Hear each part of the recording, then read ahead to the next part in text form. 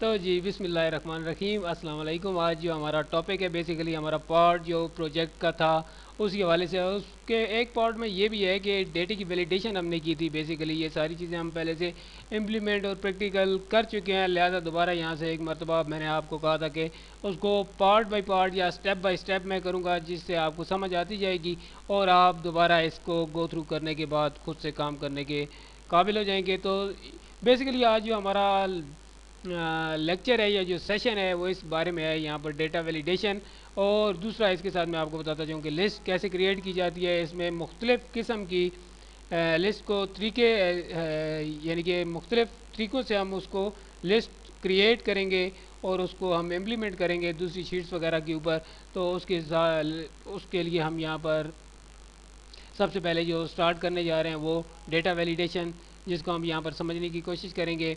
Data validation is an Excel feature. Excel का एक ऐसा फीचर है या ऐसा फंक्शन है डेटा वैलिडेशन का, जिसको हम इम्प्लीमेंट करते हैं अपने एक स्पेसिफिक डेटे को डालने के लिए किसी भी सेल्स के अंदर या फील्ड्स के अंदर, ताकि वो एक स्पेसिफिक रेंज के अंदर आए, ना कि वो यानी कि उसके अंदर अप एंड डाउन या कुछ ऐसी वैसी गलती या एरर का आपको सामना ना करना पड़े। और जाहिर सी बात है, जब आप कोई भी आपके पास एरर आएगा तो डेफिनेटली सेव करने के बाद आपको वो एरर, आपका जो इन्फॉर्मेशन होगी उसके ऊपर वो आपको इन्फॉर्मेशन गलत देगा। बेसिकली आपकी रिक्वायरमेंट के मुताबिक आपका रिजल्ट जनरेट नहीं होगा। तो बात करते हैं, data validation is an Excel feature that you can use to define restrictions on what data can or should be entered in a cell. You use data validation to control the type of data or the values that users enter into a cell. For example, you may want to restrict data entry to a certain range of data.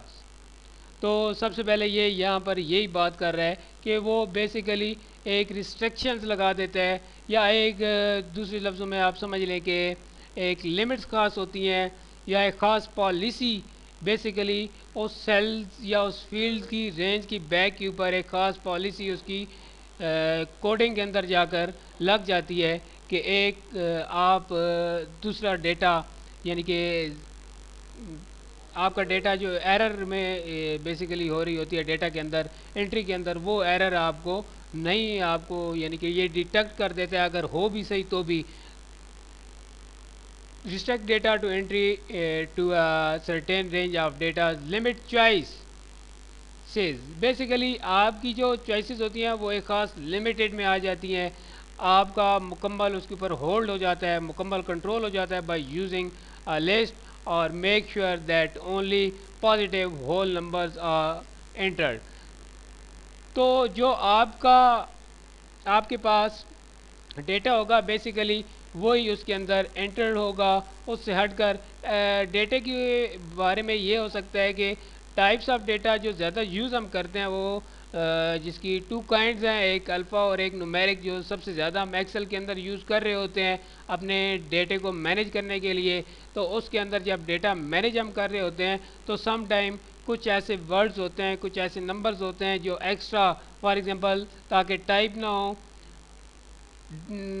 Extra data type होने से ये होगा कि आपका result जब generate होगा तो वो गलत होगा। जब एक्स्ट्रा नंबर्स जाएंगे, एक्स्ट्रा टेक्स्ट जाएंगे, तो आपका जितनी की जितनी इन्फॉर्मेशन होगी वो आपको रॉन्ग मिलेगी, और सेव करने के ऊपर आपका जो रिज़ल्ट होगा वो सारे का सारा गलत होगा। तो इसलिए डेटा वैलिडेशन का एक फ़ीचर जो यहाँ पर एक्सेल 2010 के अंदर हम डिस्कस करने जा रहे हैं, यहाँ उसको इम्प्लीमेंट करने की हम कोशिश करते हैं। सबसे पहले सपोज कर लें, यहाँ पर आप देखें कि ये एक रेंज है नेम्स की। इस लिस्ट को बेसिकली मैं यहाँ से चाह रहा हूँ, हमने पहले बात की थी कि लिस्ट के ऊपर भी पहले बात होगी, तो सबसे पहले मैं ये चाह रहा हूँ कि ये जो लिस्ट है नेम्स की, ये किसी दूसरी शीट के ऊपर मैं लेकर जाऊँ। फॉर एग्जांपल मैं इसको इस शीट के ऊपर लेकर आना चाह रहा हूँ। तो जो इसका सबसे पहला तरीका है जो हम यहाँ पर फंक्शन करेंगे वो ये करेंगे कि इसको रेंज में लिया, नेम बॉक्स के अंदर जाकर आप कोई भी इसकी लिस्ट का जो बन रही है यहाँ पर हमारे पास, उसको एक नेम दे दें। सपोज कर लें कि इसको मैं एम्प्लॉय नेम का इस नाम रख देता हूँ इसका, और जस्ट एंटर प्रेस कर दिया। अब यहाँ पर ये मुझे रिक्वायर्ड है, चाहिए यहाँ पर, तो डेटा वैलिडेशन, ये चीज़ पहले भी हम इम्प्लीमेंट कर चुके हैं। यहाँ पर आने के बाद लिस्ट, सोर्स में आइए, सोर्स में शॉर्टकट है आपका F3, वही लिस्ट यहाँ पर आ रही है। ओके कर दें। ओके करने के बाद यहाँ से भी ओके कर दें, ये लिस्ट आपकी यहाँ पर आ चुकी है, आप देख सकते हैं। ठीक है, तो यहाँ पर द सेकंड वन मेथड, जो दूसरा मेथड हम यहाँ पर यूज़ करने जा रहे हैं या इम्प्लीमेंट करने जा रहे हैं, वो हमारे पास ये होगा कि फॉर एग्ज़ाम्पल ये वैल्यूज़ हमें वहाँ पर चाहिए। तो सबसे पहले इन वैल्यूज़ की आपने रेंज बना ली। तो रेंज बनाने के बाद आप यहाँ पर चले जाएं, फॉर एग्ज़ाम्पल फार्मूला के अंदर डिफाइन नेम, तो इसकी फील्ड का नाम ही मैं इसके साथ अटैच कर देता हूँ, टोटल वैल्यू। ठीक है, और यहाँ से आप ओके कर दें। दोबारा मैं यहाँ पर आता हूँ, तो मैंने कुछ भी जितने भी सेल हैं जिनके ऊपर ये चीज़ आपने इम्प्लीमेंट करनी है, तो उनकी रेंज बना लें। रेंज बनाने के बाद आप आ जाएं डेटा एंड डेटा वैलिडेशन के अंदर, और यहाँ पर फिर वही मेथड है लिस्ट का। यहाँ पर आप इक्वल का साइन प्रेस कर दें और उसके बाद F3 प्रेस करें, अदरवाइज़ ऐसे ही आप F3 प्रेस कर दें और टोटल वैल्यू ओके, यहाँ से भी ओके कर लें। तो ये लिस्ट आपके सामने जनरेट हो चुकी है। आप अपने रिक्वायरमेंट के मुताबिक अपना डेटा अपनी लिस्ट के मुताबिक यहाँ पर इंसर्ट कर सकते हैं। सही है। इसका एक तीसरा मेथड जो यहाँ पर मैं आपको बताने जा रहा हूँ या आपके साथ शेयर करूँगा, डिस्कस करूँगा, वो ये है कि सपोज कर लें कुछ नामों की लिस्ट है मेरे पास।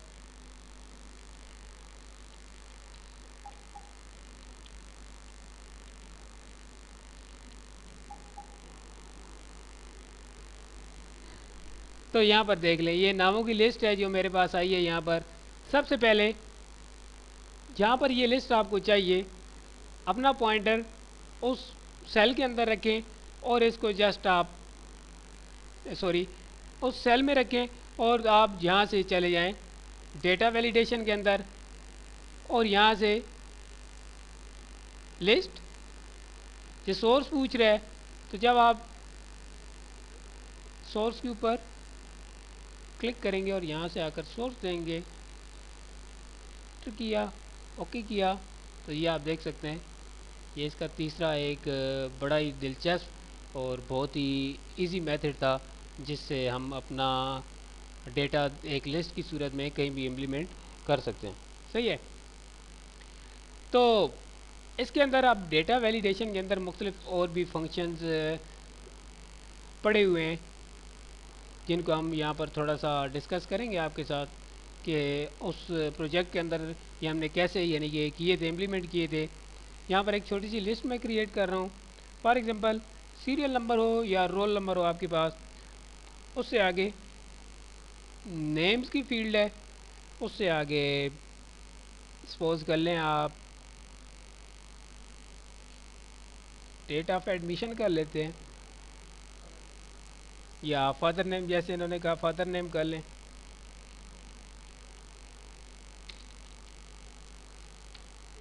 फादर नेम कर लिया, फादर नेम से आगे जस्ट आप कर लें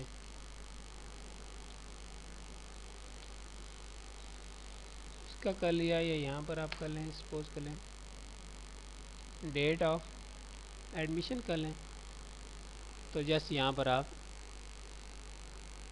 ये इम्प्लीमेंट मैं करने की कोशिश करूँगा आपके सामने। तो कंट्रोल शिफ्ट डाउन एरो, उसकी पूरी फील्ड को मैंने सिलेक्शन में ले लिया। सॉरी फॉर दैट, यहाँ पर आप आ जाएं,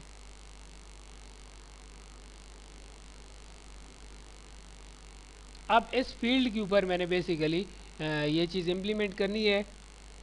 यहाँ पर डेटा वैलिडेशन के अंदर आए। डेटा वैलिडेशन के अंदर आने के बाद सबसे पहले अगर आप चाहते हैं सीरियल नंबर जो आपके पास हैं, सीरियल नंबर बेसिकली आप टेक्स्ट लेंथ के अंदर भी कर सकते हैं, ठीक है। टेक्स्ट लेंथ के अंदर करने के बाद आप यहाँ पर इसके ऊपर यही रिस्ट्रिक्शन है कि ग्रेटर देन और इक्वल टू, यानी कि बड़ा हो या बराबर हो, लेस देन हो छोटा हो, ग्रेटर देन हो जस्ट बड़ा हो, नॉट इक्वल टू बराबर ना हो, इक्वल टू बराबर हो, नॉट बिटवीन, और बिटवीन का ऑप्शन आ रहा होता है यहाँ पर। तो मैं जस्ट करता हूँ यहाँ पर ग्रेटर देन और इक्वल टू यहाँ पर। तो यहाँ पर जस्ट मैं कर देता हूँ, सपोज कर लें 4, ओके किया। यहाँ पर आने के बाद सपोज कर लें, ये देखें, बल्कि ये देख लें, तो ये क्या एरर शो कर रहा है, क्योंकि जो टाइप ऑफ डेटा मैंने सिलेक्ट की थी वो टेक्स्ट लेंथ की थी। एक बात हमेशा यहाँ पर याद रखिएगा कि टेक्स्ट लेंथ आप नंबर अल्फ़ा न्यूमेरिक दोनों में आप देख सकते हो, सही है। लेकिन जब आपने उस डेटे को दूसरे कहीं भी कैलकुलेटिंग में यूज़ करना होगा तो जस्ट आप नंबर दोगे, फिर टेक्स्ट लेंथ में बात नहीं होगी। तो ये क्या कह रहे हैं, रीट्राई, दोबारा कोशिश करो। अब मैंने दोबारा जो है ना ये सीरियल नंबर डाला तो ये बिल्कुल एक्यूरेट काम कर रहा है, ठीक है। तो यहाँ पर मैं नेम्स और इसके अंदर मैं दोबारा डेटा वैलिडेशन, सही है। अब मैं आपके सामने यहाँ पर नंबर को यहाँ पर आपके सामने डिस्कस करूँगा कि यहाँ पर ग्रेटर देन और इक्वल टू, यानी कि बड़ा हो या बराबर हो। जस्ट मैंने कहा कि मेरे जो है ना 1000 से स्टार्ट हो रहे हो, जो सीरियल नंबर है वो 1000 से स्टार्ट हो रहे हो, सही है। या 1000 से अगर आपने करना है कि 1000 से आगे स्टार्ट हो रहे हो तो आप ये ऊपर से पॉलिसी चेंज कर लें, अपनी रिस्ट्रिक्शन चेंज कर लें। जैसे मैंने यहाँ से ओके कर दिया। ओके करने के बाद यहाँ पर आता हूँ और यहाँ पर मैंने किया 999, ये देख लें, ये कह रहा है रीट्राई, यानी कि दोबारा मैसेज शो कर रहा है कि दोबारा कोशिश करें या दोबारा अपना डेटा जो है ना या आपका वैलिड डेटा इसके अंदर आप इंटर करें। तो यहाँ पर अब मैं आपके सामने यहाँ पर दोबारा इसको करता हूँ इम्प्लीमेंट, सॉरी फॉर दैट, के यहाँ पर डेटा वैलिडेशन के अंदर इनपुट मैसेज को मैं ऑफ रखता हूँ, एरर के अंदर मैं आता हूँ और यहाँ पर मैं टाइटल दे देता हूँ, या आप खुद से भी यहाँ पर टाइटल दे सकते हो, सही है। मैंने इसे टाइटल दे दिया जी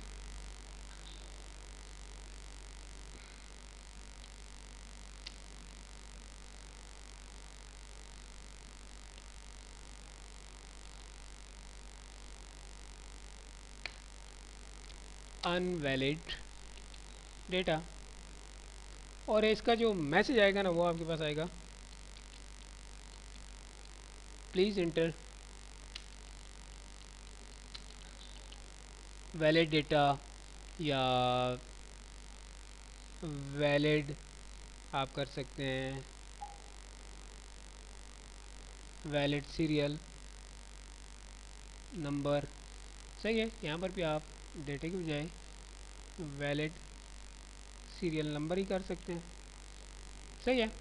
और दूसरी चीज़ यहाँ पर देखें, अगर मैं कहता हूँ स्टॉप तो डेटा एंटर नहीं होगा। अगर मैं इसके ऊपर ये रिस्ट्रिक्शन लगा देता हूँ कि चलो चलता जाए लेकिन just warning they, information they just, तो ये आइकन आपको नज़र आ रहे हैं, जस्ट मैं स्टॉप ही करता हूँ इसके ऊपर, ओके कर दिया। अब यहाँ पर आएँ,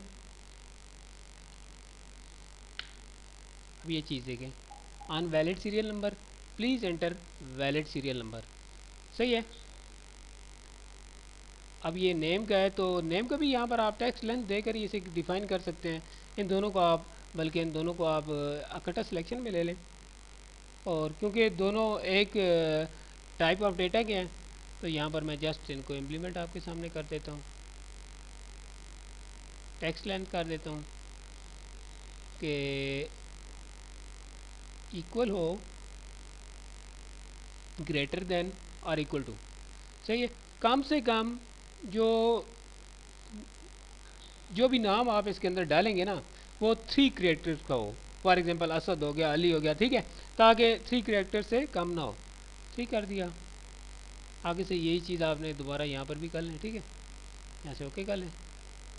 अब यहाँ पर आप आए ना तो जस्ट मैंने किया ए सेंटर किया तो देख लीजिए आपको एरर दे रहा है। सही है, तो मैं दोबारा जाता हूँ यहाँ पर, अब काम सही कर रहा है।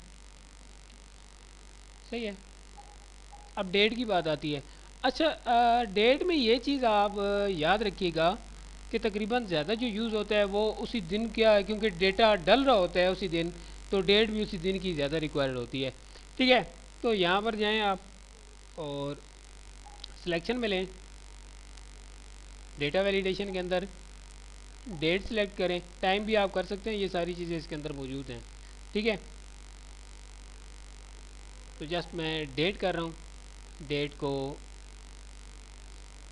यहाँ पर इक्वल टू डेट बराबर हो किसके,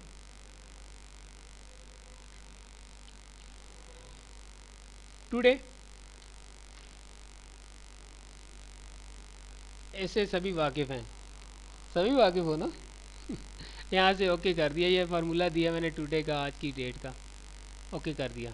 अब ये देख सकते हैं मेरे कंप्यूटर के अंदर आज यानी कि जो डेट आ रही है मेरे पास 5 आ रही है, और जो मंथ है वो 8वां चल रहा है 2013। जब यहाँ पर मैं गया तो फॉर एग्जांपल आज एक एडमिशन आ गया, मैंने एडमिशन लिया सपोज कर लें, और बाई मिस्टेकली यहाँ से जो डेट है वो मैंने 6 डाल दी। अब यहाँ पर देखें, ये देख लें काम हो गया ना ख़राब। तो ये चीज़ थी यहाँ पर। अच्छा, इसके नीचे 2 चीज़ें आ रही होती हैं, सर्कल इनवैलिड डेटा और क्लियर वैलिडेशन सर्कल्स। सही है, तो यहाँ पर इसको थोड़ा जो है ना मैं आपको बताता जाता हूँ इसका भी। सपोज कर लें कुछ वैल्यूज़ हैं आपके पास, सॉरी फॉर दैट, ये बहुत ज़्यादा ही वैल्यू मैंने डाल दी। नई शीट ले लेते हैं यहाँ पर।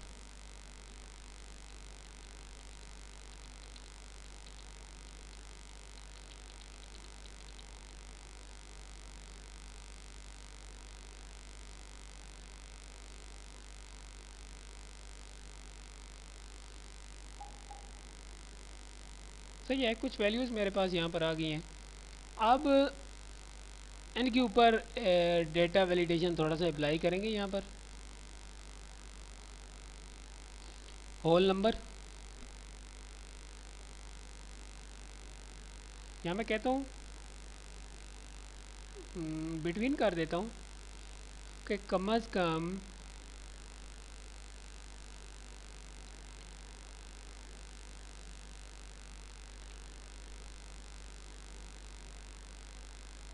सपोज कर लें 3000 हो, और ज़्यादा से ज़्यादा हो, ज़्यादा से ज़्यादा कितना होना चाहिए जी, तकरीबन तकरीबन कर लेते हैं यहाँ पर।